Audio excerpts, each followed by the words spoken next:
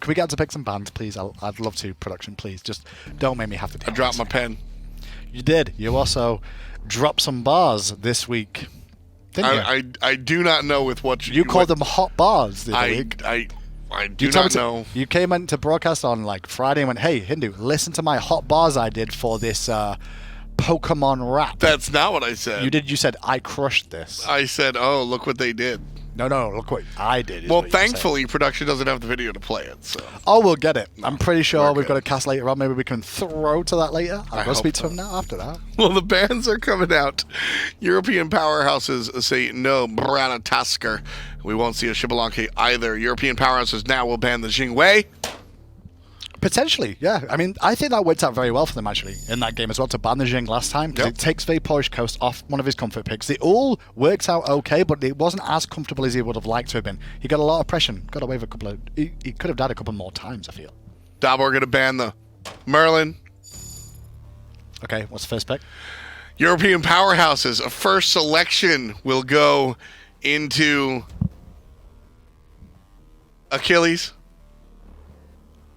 You can lock it in production. It's got to be right. Achilles. Yes! Huzzah! Even Achilles is agreeing. He's like, yes! Huzzah! Huzzah! It's me! All right, back to Dobbo. Dobbos Disciples now looking to respond. That's correct, they are. But what they're going to pick, Tom? Well, Dobbos Disciples, they've got the two bands. They're looking for a Stop Bologna. Bologna here? As one of your first picks?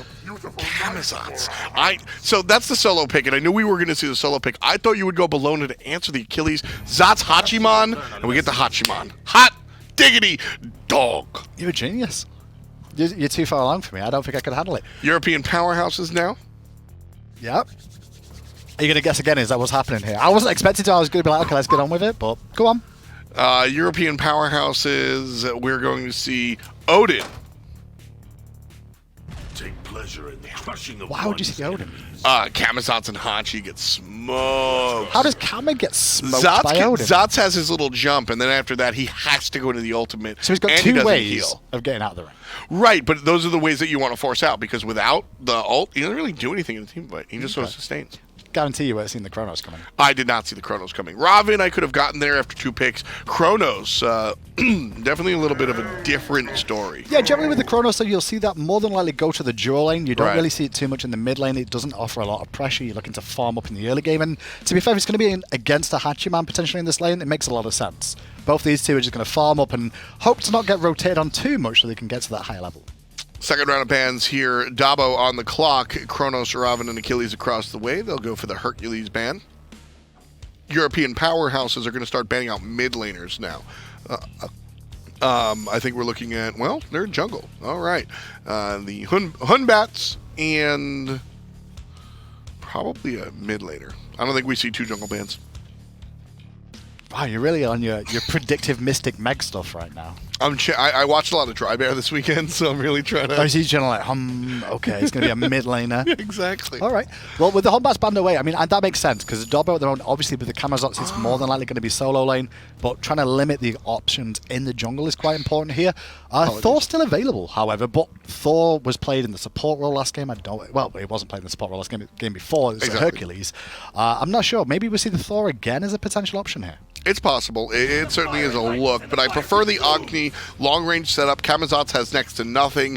Geb is kind of dependent on the ultimate and by way of blink sometimes. So Agni allows a little bit more setup opportunity. The Cabrakan. I was going to say, your Odin pick wouldn't have been too bad there, especially with the Agni locked in now, but I was expecting maybe it could have been an Odin. Cabra brings the same sort of idea. The walls do make an impact of, cutting off some of the options. Cabrakan brings a little bit more... I don't want to say more damage than Odin, but more consistent damage. Control. And perhaps, more setup. Gungir's Might is actually a better control tool than people think, but the stun and the secondary stun on top of the walls, I like the Cabrakan, and the reasoning that I wanted the Odin is largely seen here from Bracken. Only problem that European Powerhouses composition has is that all Cabrakan, Ravana, and Achilles want to do is run at you the entire time. And against an Agni that can cause a lot of problems, especially with a Geb there for support, all he's got to do is just keep dropping bombs, and European powerhouses are going to keep on forgetting. Awilix is an interesting pick. Unsure how it's going to work out. Handyman, one word before we get into Game 3. Who wins? The winners. That's 2. Ready, set, go. Wow, Hindu Man has literally never been wrong about anything. The winners will win. What a call by Hindu Man. That's why we pay him the big bucks. That's my manager, ladies and gents. Good job, Hindu Man. That's chair 2 analysis right there. You'll love to see it. He's not wrong. He is not wrong. He is not wrong. He's also not helpful. As we move into game number 3, European Powerhouses up against Dobbos Disciples for this 3rd game. And you heard them talking about it a little bit here as Colossxl goes back to this Awilix again. Another pick, a pick that he felt very comfortable on in game 2. I do also want to point out before we talk about that there's no shenanigans in the jungle this time also for some reason. Yeah. What a world, where in games 1 and 2 there was plenty of it, and in game 3 where everything's on the line, you're like, you know what?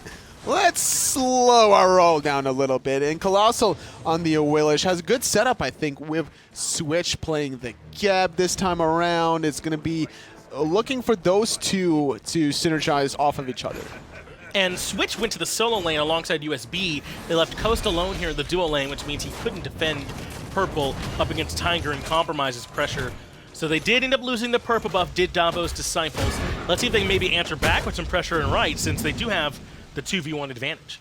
But it's against an Achilles. Like a 2v1ing an Achilles that's already level 2, even confirming the Totem of Ku. Not a good look for a start for Dobbos that had to share the wave. So OPUSB not going to hit the level 5 marker before Azrael will.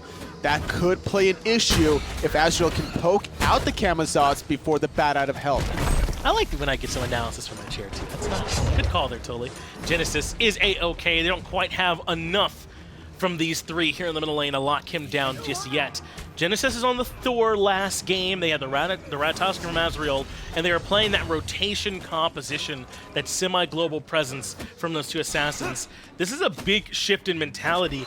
They're not nearly as quick zooming around the map as they once were. That's true. I mean, it's just a switch up for every pick between this jungler and soul laner. Azrael's played a different god in every single game, as is Genesis, trying to really flex onto Dobbos, that's having a very comfortable standings advantage over them, but not over Rival, and that one loss could hurt them. If they lose another one, I think Rival are pretty much almost guaranteed. Yes, if Rival lose this game, or not Rival, Dobbos, excuse me, then they would need Rival to also lose a game to someone else in order to stay caught up with them going forward. Hinduman just walked by and gave me the eyes. Oh, yeah? So, yeah. What did they look like? They looked like, man, I didn't do any analysis. Don't call me out about it. That's what they looked like. I believe it. I believe it. Vapor's Coast was in a lot of trouble there. That's very sneaky damage from a Cabrakan that you might not be used to seeing quite often in your laning phase, but you get quickly reminded when you do. He can definitely be a nuisance here. He's able to clear the lane pretty well if you can't interrupt him out of those tremors. He has 2 different stuns if he ends up taking some aggro, and that can be perfect ways to lock down in dual lane where there's not a lot of safety. In fact, he even has some backup in the form of Genesis. Coast and Switch have to be careful they don't step too far forward, or he might fix that face. He definitely can. Has the blink, but Vapor's Coast playing so careful and methodical, so they're going to switch their target onto Switch instead. But a great stun comes out from Compromise. That's first blood, and then Coast goes in as well to give a double kill over to the Chronos. Unnecessary on the back end of that, and if you're playing Chronos, you love 2 nice kills. So I respect the idea that Vapor's Coast had there, trying to save the Guardian with the dash stun. Sure. The problem was, as he dashed in, he got stunned by Tiger with that second ability from the Cabrakan at the same time, and without his beads, he was just dead to rights. And he ends up taking an extra spell, so they both go down, trying to keep Switch standing. But, I mean, that's that early dual lane gank that really I thought was going to be the meta coming into Season 6, right? That these junglers pre-5 would be over there in the lane, but we actually haven't seen as much of it. So I looked at the timer. When Colossxl invaded that speed buff, it was around the 250 mark or so. That information needs to be communicated like, hey, listen, the jungler hasn't gotten his speed buff yet. He's not here. He's looking for something, obviously, unless he's literally AFK in the fountain. So it looked like Vapor's Coast was respecting that by being further behind Switch, but Switch was a little too far forward. Maybe that's what happened. I mean, really, in a world where you have no information that he's not really that far forward, but you're right. They have to be able to communicate where Genesis is on the map, or not even where he is, but where he could be, right? Where he isn't is more important than that. And if he's not where he's supposed to be, then he's somewhere else causing problems. As a blink in from Tiger to try and get things started. Fly, though, can't be locked down. He had beats. He also missed a stun. Tiger not able to connect that one. Still, red buff does go the way of EP. A good way to start building off of a lead slightly. Tiger already having purple buff. Can't pick up that red buff necessarily, but it could be Switch in a lot of trouble. Caught in the walls. There's no escape, no way out, says Tiger as he drops down the tectonic shift. And that's another easy kill for them onto the Geb. Very hard for him to make it out of that wall. And that's why Tom was so excited to see them picking up something like an Odin, something that could lock in this composition, because they don't have a great ways out all the time, and they're able to punish there. Yeah, it was only, what was it, the Camazotz and the Hachiman when he was talking about the Odin pick.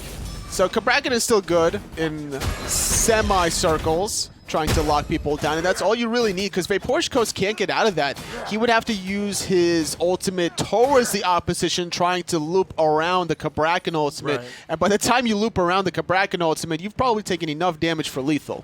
Probably will have fallen anyway, as I haven't gotten much chance to talk about how we've got this Muzen comp here chilling in the middle lane. Another one who could be very strong if he's able to go without much punishment.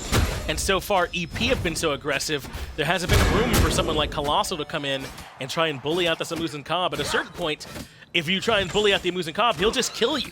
So that window might already be starting to close. I think the theme for both game victories had both mid laners with an early to mid game advantage, where, how do you pronounce the name? Sacuille? I have not yet said it. Same, until now.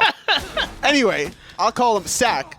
Sac was able to get an early game lead in game number 1, but then it was Fly in game number 2 that had the advantage. So in game 3, getting some red buff stripped away is starting to hurt Dobbos Disciples.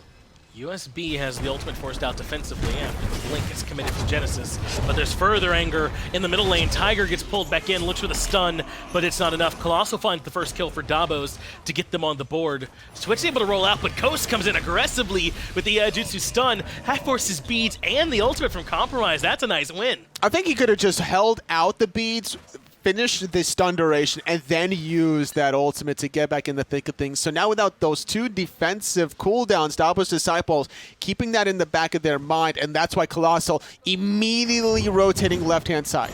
They know the Compromise is weak, and he stepped forward to try and clear the wave. I think he has the information, though, that they're here, but how do you get away from Suku? Tries to find the stun, but that's a perfectly timed flip to get him over so he doesn't end up taking the stun. That's a kill for Vaporwatch Coast, and now they turn around to the Muzen Cobb, who rotated in, but he's got backup in the form of a Cabrakan. Oh, doesn't have the stun on his second ability. He didn't have enough procs of the shield. Compromise, getting compromised for being a little bit too far forward. A great mechanism by abusing no defensive cooldowns. We saw the ultimate down, we saw the beats being used. Colossxl, no hesitation, rotating on the left-hand side.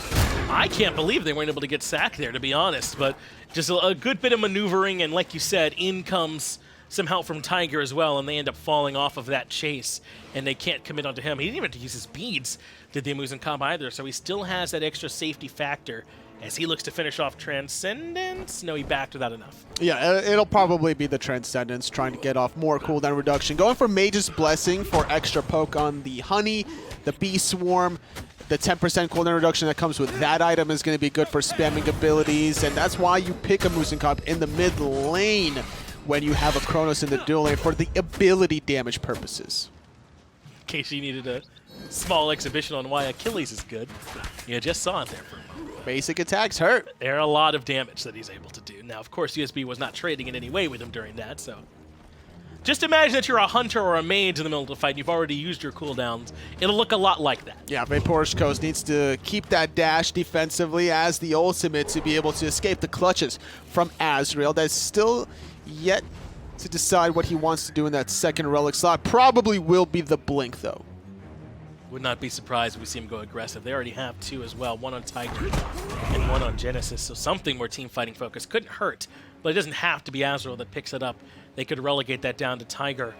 I also wonder, speaking of relics, is this Cabrakan wall enough to where Dobbos have to consider a Phantom to maybe try and get themselves out of there? I'd say so. Honestly, You want Vaporizhkost to be safe at every given moment. Fly as well. These two are your hyper game carries that need to do the damage, uninterrupted, by the way. So if Tiger does get the good positioning with his level 1 blink that he opted for, by the way, which he has been using a couple of times, Oh, yeah.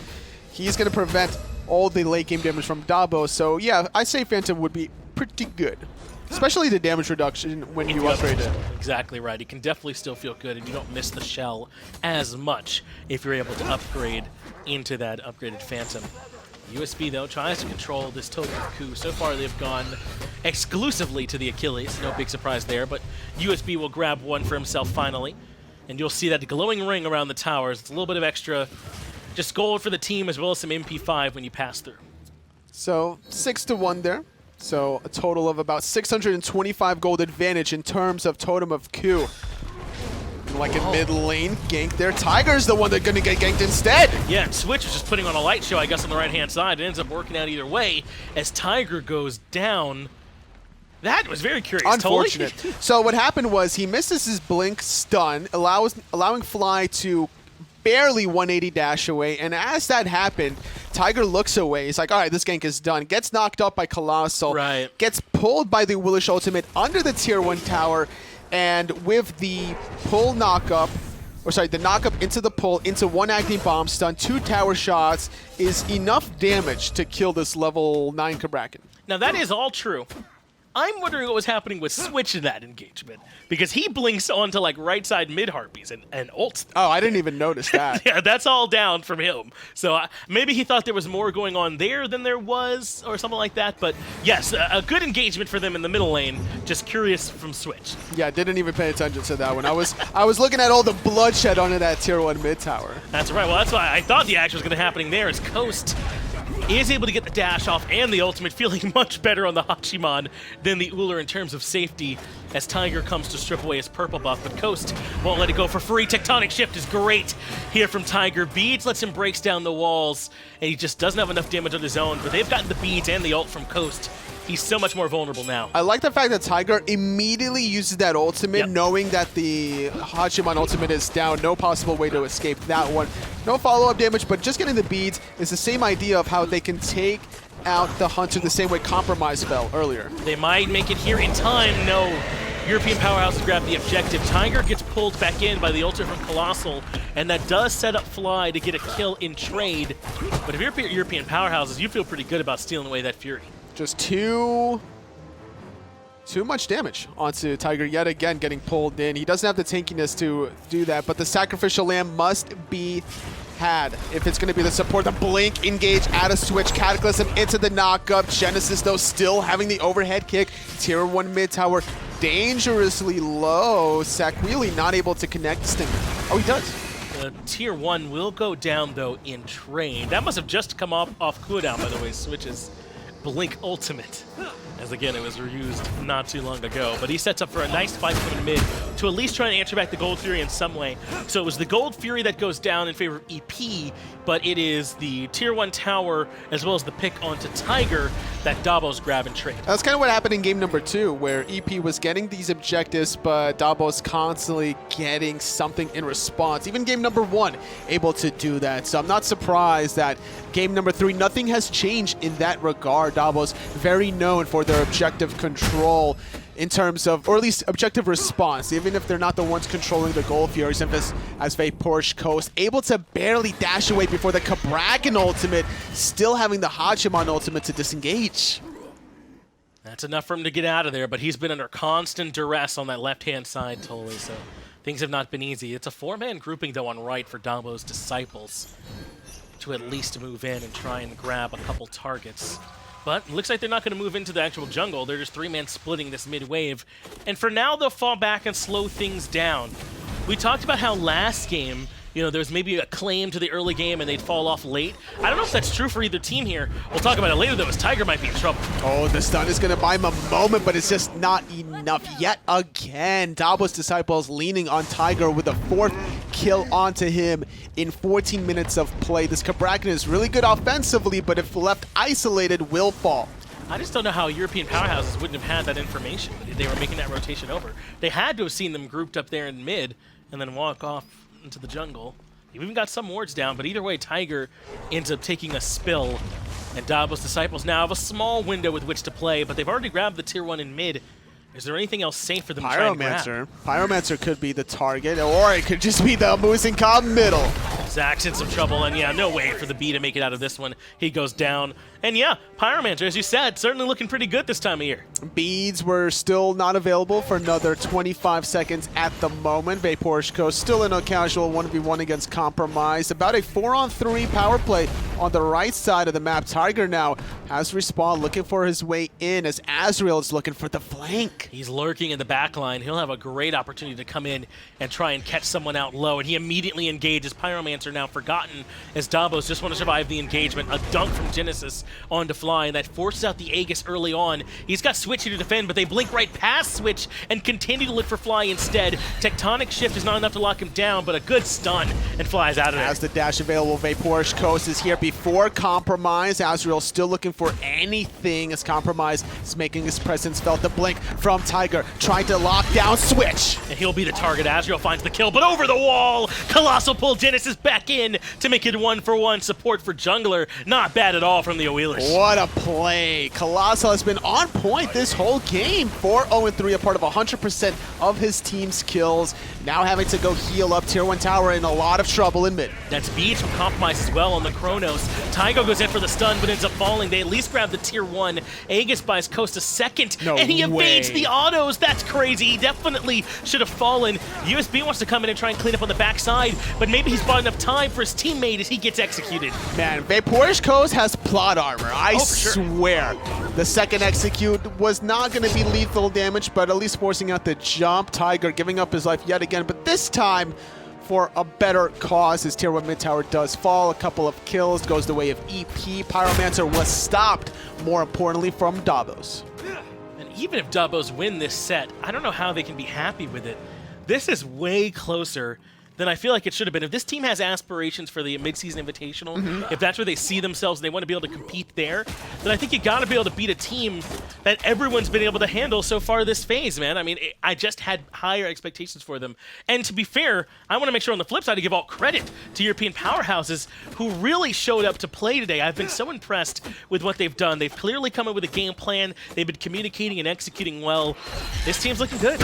I agree, Finch. There's been several curveballs EP through at Dobbos Disciples. Some have been hit, some have been just struck out, as we're seeing plenty of purple buff stripped away. Like, I think this might have been the very first or second purple buff going down out of Dobbos.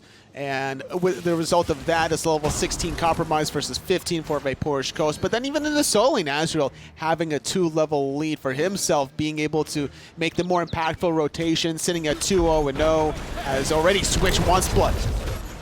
Tiger in some trouble as well as Cataclysm came out early on, but it's Fly who's the one that's low. He's forced to dash away. Azrael closes the gap, and combat dodge hits from that range. Shell comes through too, but Tectonic Shift locks him in. Even with the Aegis, it's not enough. Fly goes down. So does Colossxl as Genesis stomps him into the dirt. That only leaves 3 members up, 5 for EP, and they're going to head right back to the Fury. Where did their health bars go, Finch? 2 quick picks already. 5-on-3 for EP, but not making their presence was OPUSB. He was casually farming in that solo lane, allowing EP now to go for the Oni Fury. This is ambitious, though, to consider a steal here in the 3v5.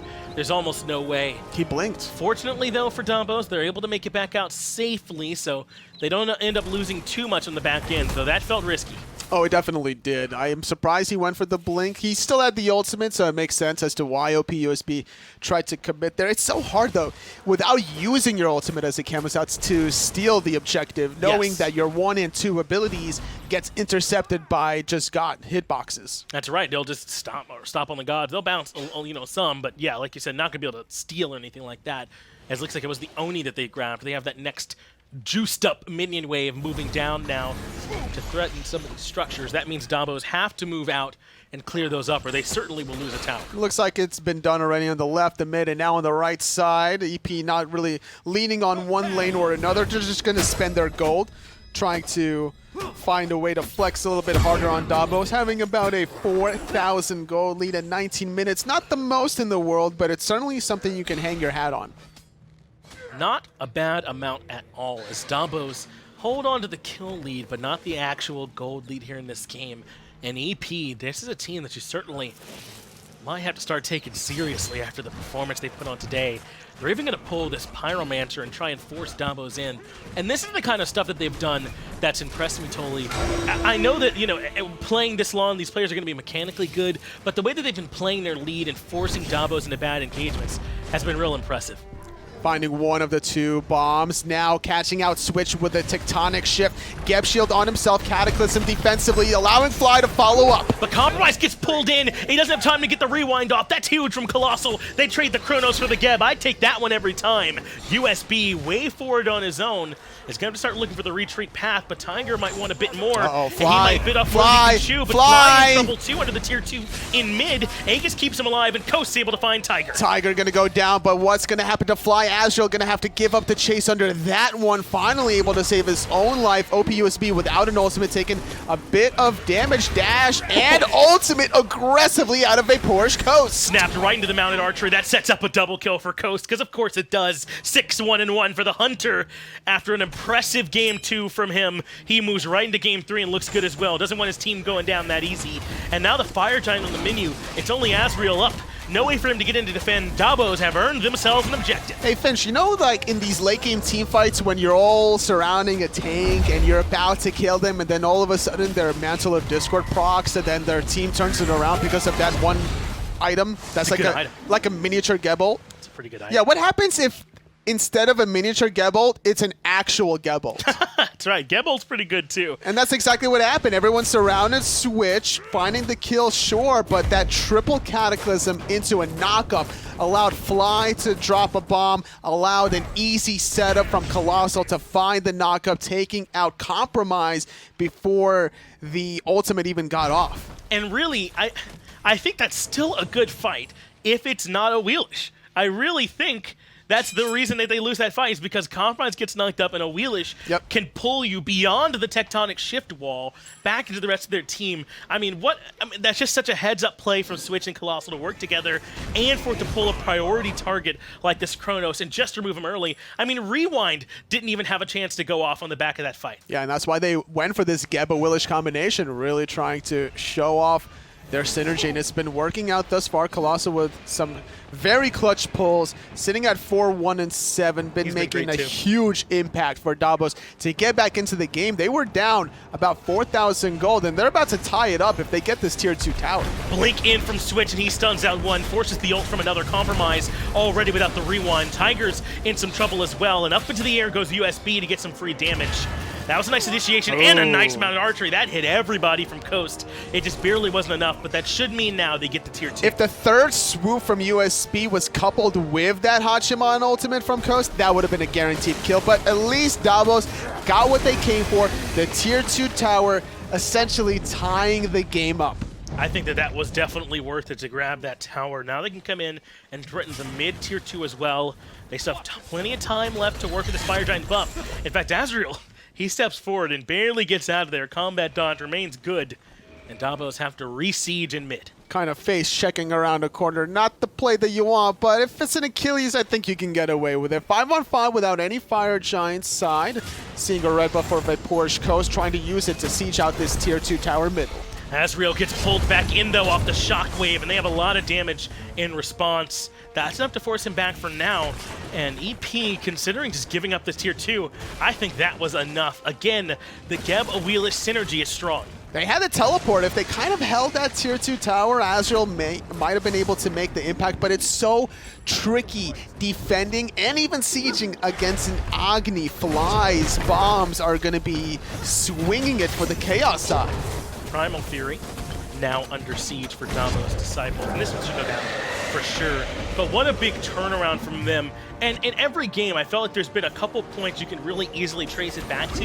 And for me, it's just that siege in the middle lane where they're able to get the turnaround play between Switch and Colossxl that pulls in Compromise. I mean, they wipe everyone but Azrael off the back of that, and they've been pushing ever since. As good as Tiger has been able to make plays, some of them are almost too telegraphed, and now it's getting harder to do it onto a Geb that's getting more levels, getting more tanky items. He is the last person you want to catch in that ultimate, but the problem was Switch wasn't the initial target under that tier 1 tower where it used to be.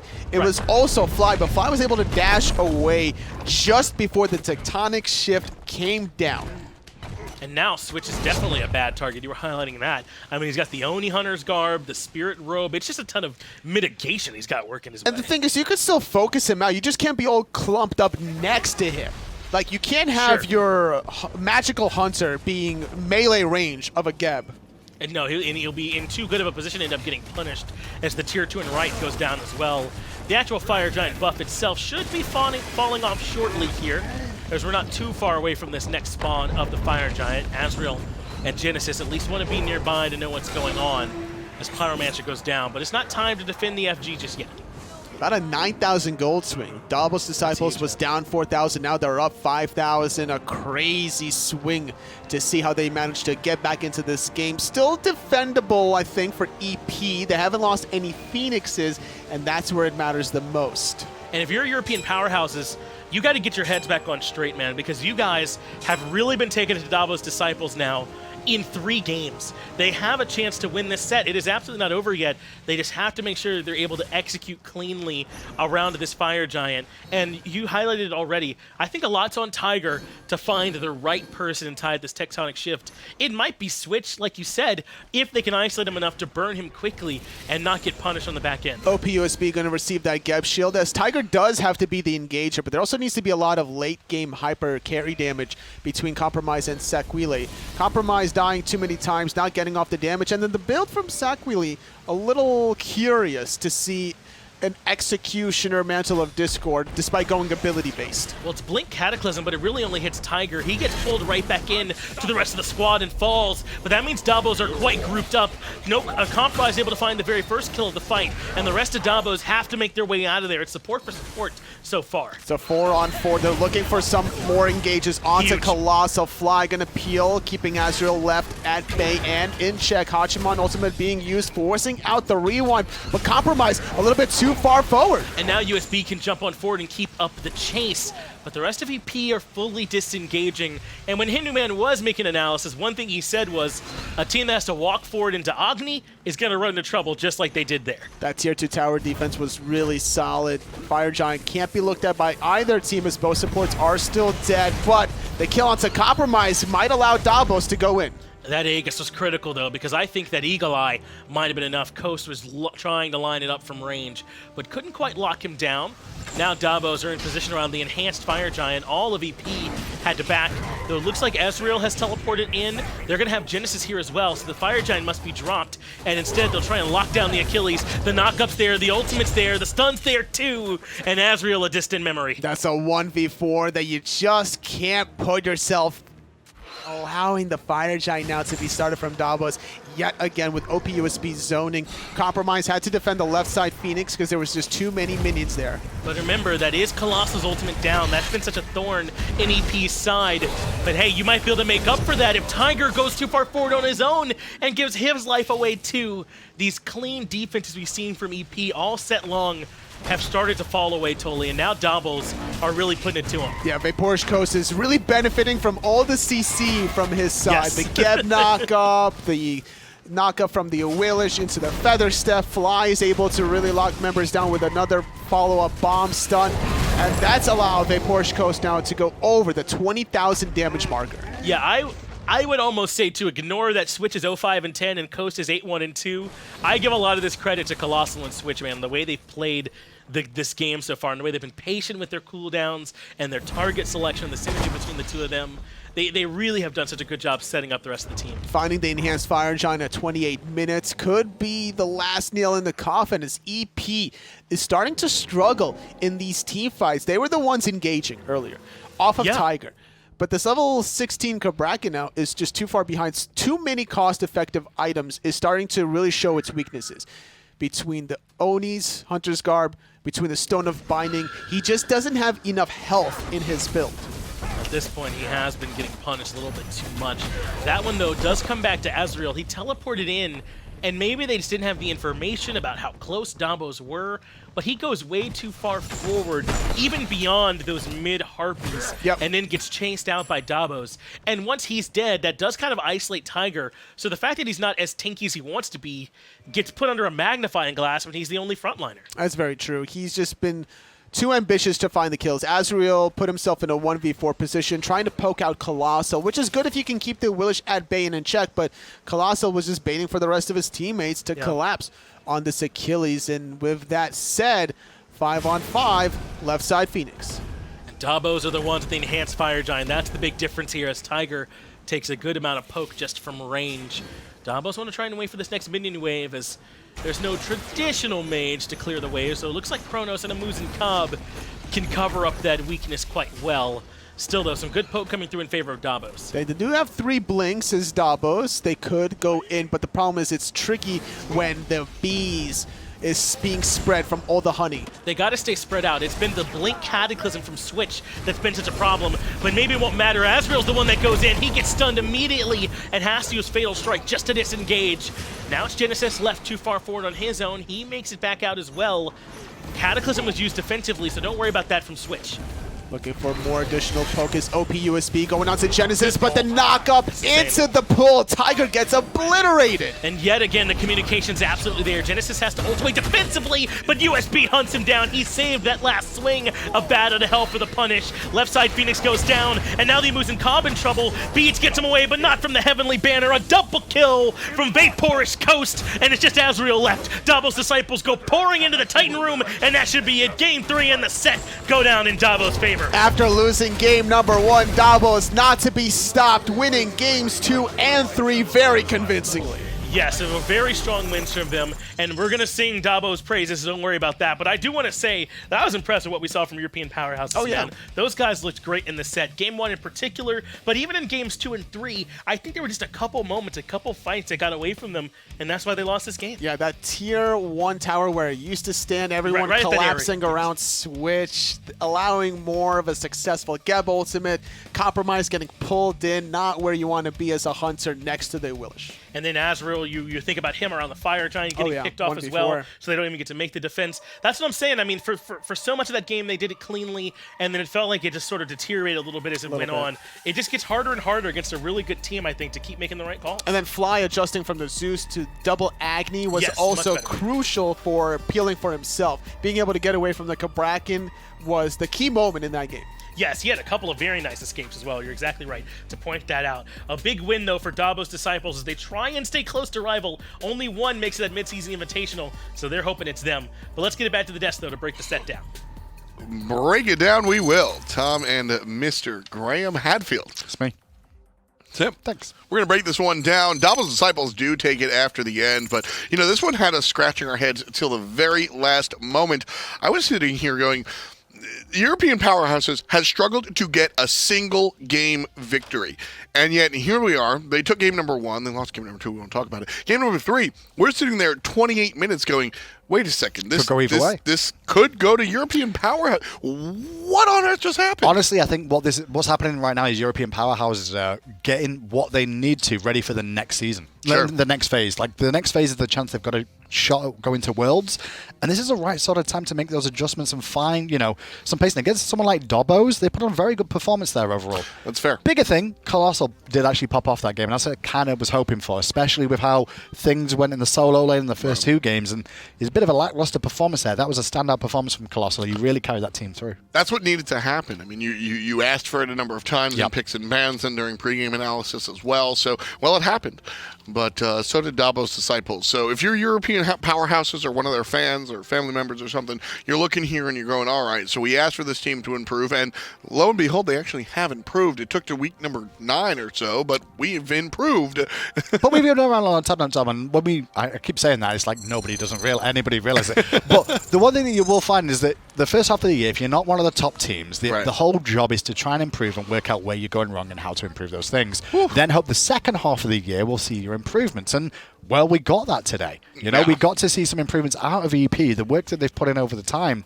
Dobbos Disciples may have come in a little bit lackluster and didn't respect them enough, maybe, but EP sure as hell made sure they did respect them by the end of this set. And that's the thing there. I think it's much more telling when a bottom-end team wins game number 1 and then loses 2-3. Yeah. I think that is very, well, you know, much ado about nothing, to quote my friend Billy. And at the end of the day, when you look at this situation, it's a much different world. This was European Powerhouses legitimately earned game number 1, and then game number 2 legitimately gave Dobbos Disciples something to fight over. And if you look at just the slash lines alone on this scoreboard here, look at Colossxl and look at Vaporish Coast, you can see exactly where Colossxl was for most of the time. Focused on trying to get Vaporish Coast fed and shutting down this Cabrakan before it could get started. And Tolly was talking about that in the cast. It's very much like every other Guardian, like an Ares and such. If you get off to a good start, it can be great. If you get behind, it can be troublesome, and poor old Tiger had no chance. One of my favorite types of games, as we flip back to page number 1, if you look at this page right now, Hindu, and I ask you who won the game, you can't really tell me. The winner. Yeah, nice job there. Shout-outs to you. I'm a chair too, how remember? much you help. Totally taught me that. Colossxl obviously has a slam dunk of a slash line, and so does Coast. But you look at the 3-3 and 5, you look at the 3-1 and 2 across the way. European Powerhouses could have absolutely won this game with those slash lines. So this type of close game, that's what I look for. I like to watch it, and we got it.